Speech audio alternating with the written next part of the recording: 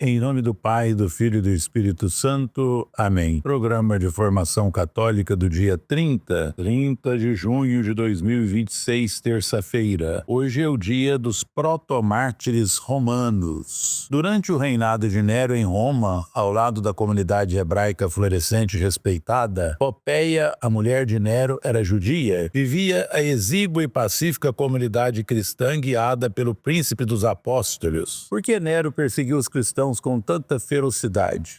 O historiador Cornélio Tácito nos oferece a explicação, visto que circulavam boatos de que o incêndio de Roma havia sido doloso. Nero apresentou os cristãos como culpados, punindo com penas requintadíssimas aqueles que, obstinados por suas abominações, eram chamados pelo vulgo de cristãos. Quais fossem suas culpas, nós o sabemos muito bem. Reuniam-se nas noites de sábado para celebrar a Eucaristia, na qual se fala de corpo e sangue de Cristo dado como alimento aos fiéis. O martirológio romano diz: em Roma celebra-se o Natal de muitíssimos santos mártires que, sob o império de Nero, foram falsamente acusados do incêndio da cidade e, por sua ordem, foram mortos de vários modos atrozes. Alguns foram cobertos com pelos de animais selvagens e lançados aos cães para que os fizessem em pedaços. Outros crucificados e, ao declinar do dia, usados como tocha para iluminar a noite. Todos eram discípulos dos apóstolos e foram os primeiros mártires que a Santa Igreja Romana enviou a seu Senhor antes da morte dos apóstolos. A ferocidade com a qual Nero golpeou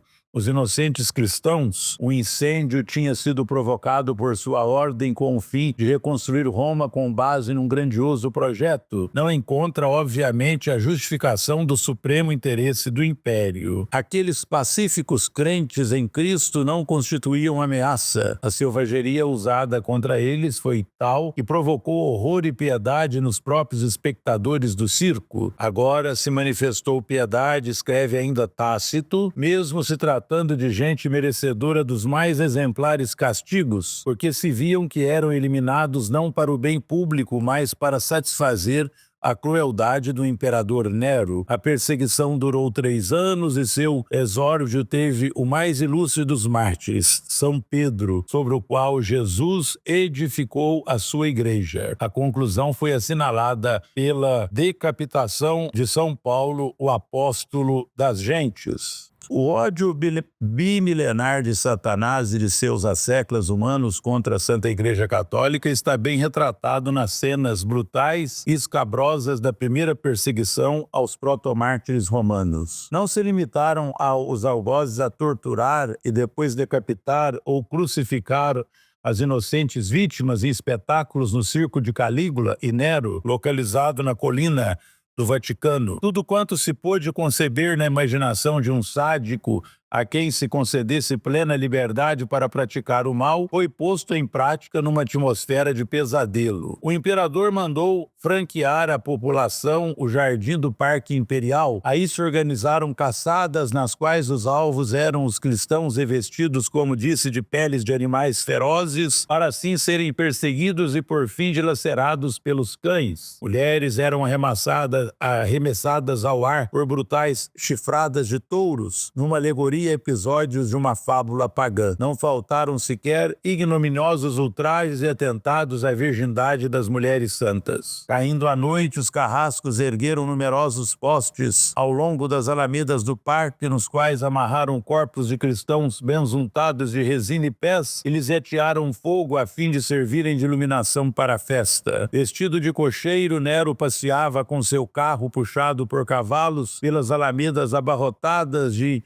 embasbacados espectadores iluminadas por essas tochas humanas. São Clemente Romano, o terceiro sucessor de São Pedro, relata as horrorosas cenas desta noite, das quais foi testemunha ocular, e o historiador latino Tácito, homem claramente hostil ao cristianismo, escreveu um tal excesso de atrocidade que acabou por levantar em algumas parcelas da opinião pública um movimento de pena ou pena em relação aos cristãos. Estes são os protomártires da Igreja de Roma, seus nomes são desconhecidos nesta terra, mas no céu eles brilham como sóis para toda a eternidade e lá intercedem por nós que ainda celebramos a sua gloriosa memória. A esta primeira perseguição sucederam-se nós e outras ao longo dos 250 anos subsequentes até a proclamação do Edito de Milão em 313. Calcula-se que nesta primeira fase da Igreja, 6 milhões de mártires selaram com a morte sua fé em nosso Senhor Jesus Cristo, ou seja, em média 24 mil por ano, 66 por dia. O sangue dos mártires é a semente de novos cristãos. Esse sangue bendito que regou a terra nos primeiros séculos do cristianismo continua a produzir seus frutos até hoje, assim será até o dia em que a humanidade inteira for convocada para o derradeiro ato da história, quando Cristo glorioso ditará a última sentença: vinde, benditos de meu Pai, afastai-vos de mim, malditos. Mateus 25, 34 e 41. Muitos mártires continuam hoje